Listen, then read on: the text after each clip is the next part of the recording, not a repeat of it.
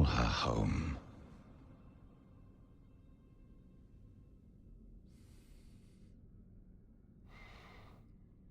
By three, they come.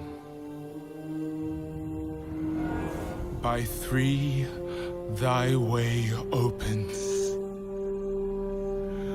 By the blood of the willing, we call thee home.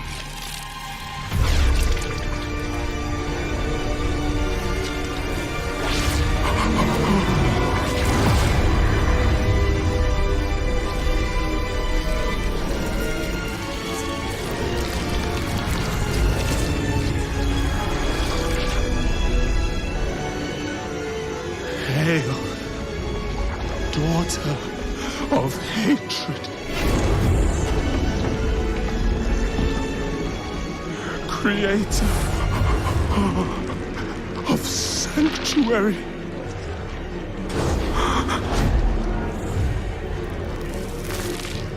Hail,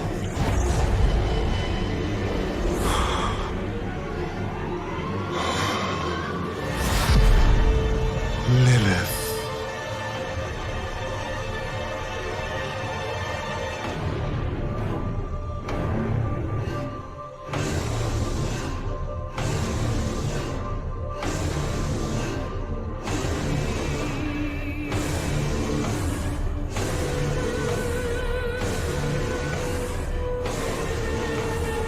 Blessed Mother, save us.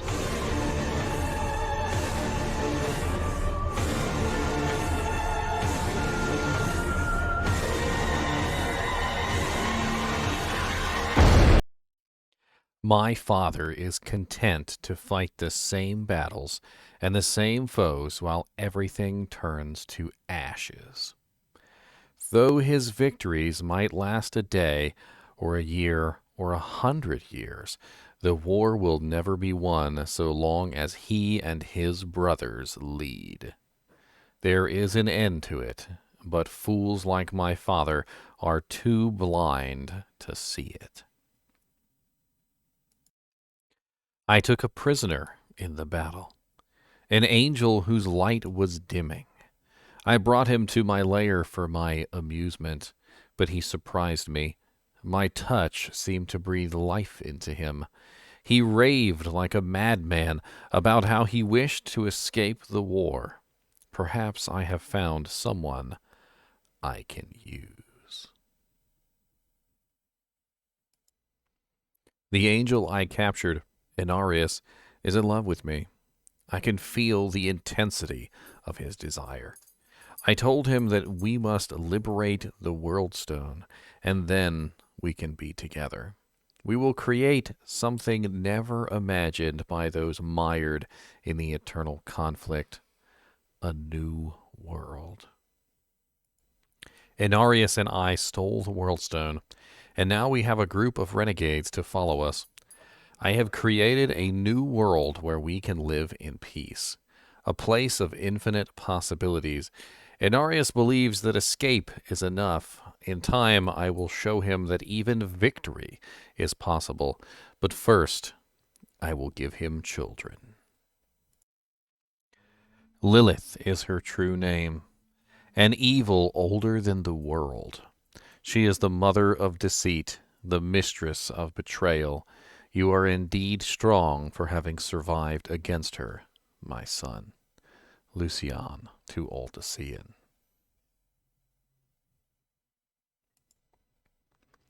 Poor little Aldesean, my sweet darling, so naive, so believing. You were ever too trusting when it came to what I said. Lilith starts mocking Aldesean. Hello, guys and gals, and welcome. So we've gotten information about Inarius coming back to, the real world and fighting everyone, I'm assuming, including Lilith. He doesn't seem like he's very happy. The confirmation came in the form of a a tweet by the Diablo team. And basically what it showed us was, well, Inarius is coming back, and Lilith is going to be against Inarius. Now, we don't necessarily know which side is the right side, and so they've put up a poll. And as you can see, there's been over 16,700 votes so far, with almost a dead split down the center with a 50-50, basically. And so what I want to do today is I want to go over Inarius and Lilith. Inarius is going to be in a separate video, so this one will be Lilith. And as you've seen by the quotes already, well, we have a lot to go over, because Lilith has a very colorful story, to say the least. Now, this is a depiction of Lilith, obviously the mother of the children of Sanctuary, and in this picture you can clearly see we have Inarius on the left and we have Lilith on the right, and all of the children that were born between the fruit of the demons and the angels that rebelled. And let's start at the beginning, shall we? Which is, well, before Lilith ever met Inarius. As the eternal conflict dragged on, Lilith got tired of Mephisto's approach to conflict. Mephisto was her father, and took an equally dim view of the leadership of Diablo and Baal, along with her brother Lucian. In one such battle, Lilith took an angel as a prisoner and brought him to her lair for amusement. To her surprise, her touch breathed new life into the angel, and the angel's name was Inarius. Inarius awoke and rambled incoherently about his desire to escape the internal conflict. Lilith began to see Inarius as an individual she could manipulate towards her ends, and she gave Inarius her name. She could tell that Inarius was besotted with her, and told him that they had to steal the World Stone to use it to create a new world. Only then could they be together. The pair rallied like-minded followers and stole the World Stone from the Pandemonium Fortress. A new world, Sanctuary, was created, a place where they and their kind could find respite from the eternal conflict. Inarius was satisfied, believing that escape from their war was sufficient. Lilith intended to show him that in time victory was indeed possible. But first, she would give him children. Inarius and I stole the World Stone together. At some point, Inarius and Lilith mated. The union of angel and demon was without precedent, as was the birth of their offspring. The first of their new children was named Rathma. But that was not the last, as the pair's fellow angels and demons also produced offspring of their own.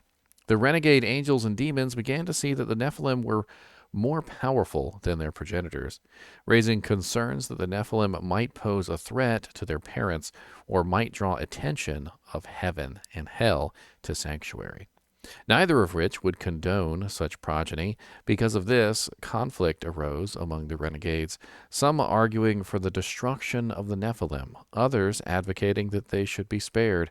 Inarius called for a period of reflection, which his followers obeyed.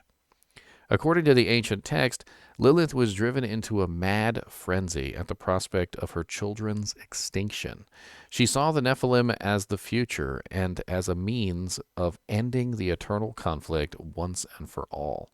She morphed into a new horrific form and hunted down her fellow renegades. She ruthlessly murdered every follower of Inarius, leaving him to discover the carnage she had wrought. Horrified, Inarius could not bring himself to kill Lilith, and banished her from Sanctuary into the void. He then attuned the World Stone to cause the powers of the Nephilim to diminish over time. Through each subsequent Nephilim generation, their powers diminished, effectively giving birth to a weaker, mortal race known as humanity. Lilith was not entirely forgotten by her progeny, and she was regarded as the first mother in many legends. Lilith returned to Sanctuary during the Sin War as the Cathedral of Light, which was of course led by Inarius, and the Temple of the Triune, led by the Primevals, secretly waged war for control of humanity. She altered the powers of the Worldstone with a spell, allowing the Nephalem to develop their powers once more. She came to the village of the Serum in the guise of a noblewoman named Lilia, where she allowed herself to be seen by Aldesean. As she petted his horse, after a brief encounter, she seemingly vanished. Not long after, she let herself be found by Aldesean again in a nearby forest.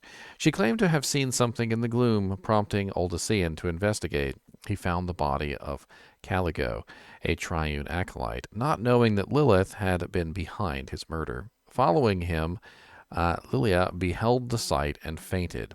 Allowing Aldesean to catch her, he took her to the Boar's Head, where she regained consciousness. She asked about what had happened and imparted words that her disdain for Sanctuary's two main religious bodies was close to Aldesean's own. Aldesean was arrested for the murder of a second missionary, this one of the Cathedral of Light, as his knife had been found embedded in the man's ribcage, again of Lilith's doing. Lilia, I think it's Lilia, I think it's Lilia, visited him in town guardhouse, telling him that she believed his claims of innocence. She also told him about her family had been blamed for the burning of a temple, that it had been out of the affairs of both the cathedral and the Triune, while other nobles had picked sides. Her family lost everything, including their freedom, if not their lives, while she had fled with what money she could. She told him that the representatives of both sects would be arriving, and that when they did, he would have to speak up defiantly in order to get the people to be on his side. She kissed him and then departed. The next day, Lilia turned up to Aldesean's trial, her presence disturbing the cathedral representative. Before he could react, lightning began to strike the area, causing widespread damage. Lilia led Aldesean away from the town, though pretended to fall, twisting her ankle. However, then it healed at Aldesean's touch, as if by magic. Likewise, the storm had stopped, and Lilia attributed both events to Aldesean himself. She urged him to believe her, telling him to wish the clouds away, that if he did not, she would relent in her beliefs. The clouds did indeed clear. Furthermore, as Aldesean charged back to Serum to rescue his brother, Mendelin, Lilia watched as his powers were unleashed upon the cathedral's inquisitors, killing them. However, the display of such wanton power turned the people of Serum against Aldesean. He and Lilia fled, accompanied by his brother and his sister. Lilith is, as you can see, manipulating Aldesean. Outside Serum, Lilia gave Aldesean one last test of his powers, causing a bush to grow. She urged him to travel to Kajan to rally the common folk against the cathedral and the Triune. How many, she asked, had suffered like him in similar circumstances? Aldesean warmed to the idea just as he warmed to her, and she declared that they would be together always. Thus was their relationship consummated. It would not be the first time that they made love, and each time Lilia was able to gain insight into Aldesean's personality. The humans back at camp were attacked by a demon of Lucian, which they were able to fend off. Lilia suggested that it was the creature that was responsible for the missionaries' deaths. The demon mentioned his master by name, and Aldesean suggested that this Lucian must be a member of the mage clans. Lilia quickly backed up this theory, and they headed for Kajan in order to change the world as they rode. Mendelin remained the voice of caution, but Lilia countered those concerns at every opportunity, playing on Aldesean's sympathies in regards to her supposed personal history. She also took the opportunity to mentally torment Saranthea, whom she could tell was infatuated with Aldesean. Not long after, they were attacked by Triune forces led by Malik, including the demons. Aldesean was able to fend them off, but one of the demons called out to Lucian, suggesting that this was being was linked to the Triune, not the mage clans. Not long after they arrived at Partha, it was a destination that Lilia tried to steer Aldesean away from, but Aldesean nonetheless entered the town. Aldesean began healing the townsfolk, and their stay lasted days at Ethon's household. Aldesean healing led to awakening of people's nephalem powers, and Lilia noted that her plan had gone awry, in that she had expected to be in Kajan by now. However, she reasoned that Partha would be an adequate fulcrum for her plans regardless. One night, as they made love, Lilia nearly slipped into her true form. She managed to contain herself and heal the scar she caused on Aldesean's back without him even knowing it. However, it resulted in him receiving a nightmare in which he saw her true form. This caused her great concern, given that she didn't know the dream's origin. Still, she reasoned that if it came to it, she could simply kill Aldesean and pick another. After all, there was no shortage of men in this world. One night at the estate, the group came under attack by Morlu, led by Malik. Both Ethon and Cedric were killed, as was Malik himself. Aldesean found her by Malik's eviscerated corpse. She claimed that partly due to her powers that Aldesean had awoken. She threw herself at Malik and thrusted his own arm into his chest, killing him. Once again, she was able to avoid suspicion. Lilith revealed. Haunted by the Morlu attack, Aldesean left Partha, intent on heading to Kajan himself. Lilia followed him and pleaded to remain at her side. They kissed, but Aldesean stood back as something changed. At first, Lilia was unaware of his change in focus and was confused, but Aldesean was now seeing her in her true form, demonic form. She played to his sympathies, claiming that Lucian, a word that escaped her lips, had changed her, that only Aldesean's love could restore her. Lilith, still playing the part of Lilia, recounted their history together, but this only convinced Aldesean that the demon and Lilia were one and the same. Eventually, Lilith dropped the charade, openly mocking her former lover. She claimed that every manifestation of Aldesean's powers had been by her own doing. She admitted to killing the two missionaries at Saram and ranted on, gloating at Aldesean's ignorance as to the true history of Sanctuary. The Nephalem will rise again, this time assuming their rightful place. She will assume her rightful place, no matter how the high heavens and the burning hells cry out against it. The two came to blows, and Aldesean found himself outmatched by Lilith as she tormented him, both verbally and physically, using her powers. He was without any of his own powers that he demonstrated previously, and shortly thereafter Lilith disappeared. Aldesean saw what she'd done. Without his powers, he would be seen as a fraud, perhaps worse. As her parting words reminded him it would be the truth that he might not survive. Aldesean and his friends headed for Toraj, only to be followed by several Parthans.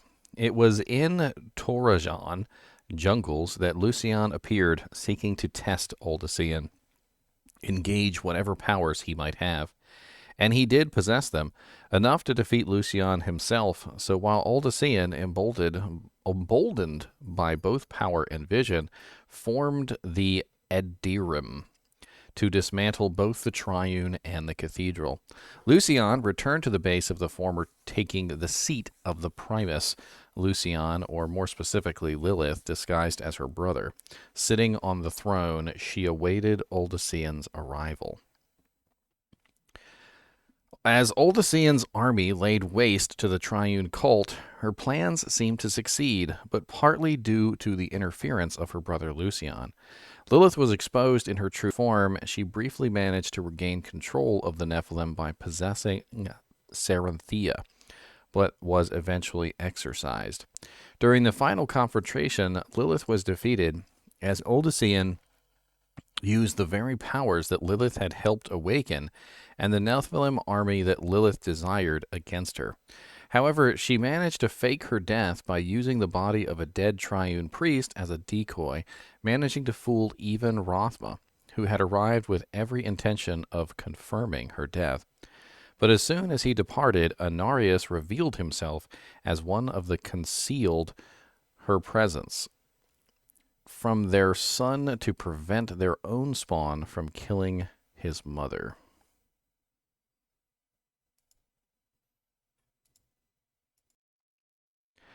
But as soon as he departed, Inarius revealed himself as the one who concealed her presence from their son to prevent their own spawn from killing his mother. Before Lilith could react, Inarius compressed her within a sphere. Even as she promised that Aldesean would be his undoing, Inarius once again banished Lilith, this time assuring that the flaws that had allowed Lilith to return were removed. Mendelin encountered Lilith while searching for Rathma, who had also been banished to the void by Inarius. Lilith rapidly changed her form to Lilia and Serenthea and all the other women in an attempt to entice him to rescue her. Mendeln was briefly tempted, only to recoil in disgust for his weakness and left her cursing his name. Now, as we know from the trailer that was released and that you saw at the beginning of this video, Lilith is back. And she was summoned back using a macabre ritual that involved free will, apparently. You had to willingly give yourself to this.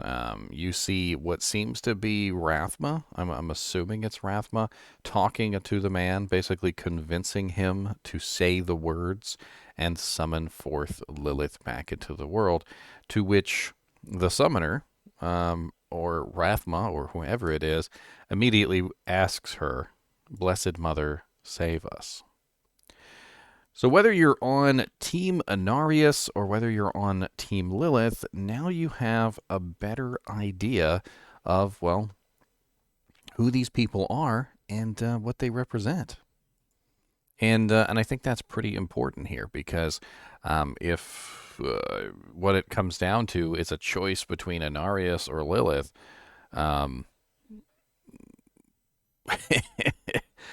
some pretty crappy choices, in my opinion. Honestly, Inarius is vain, and he is, quite honestly, only concerned with his own goals, and he's willing to sacrifice many humans to get to that goal. Lilith is also unconcerned with humans and is more than likely going to sacrifice as many as she can to reach her goal. However, while Inarius's goal is apparently just to exist, Lilith's goal is to destroy heaven and hell by using the nephalem to do it.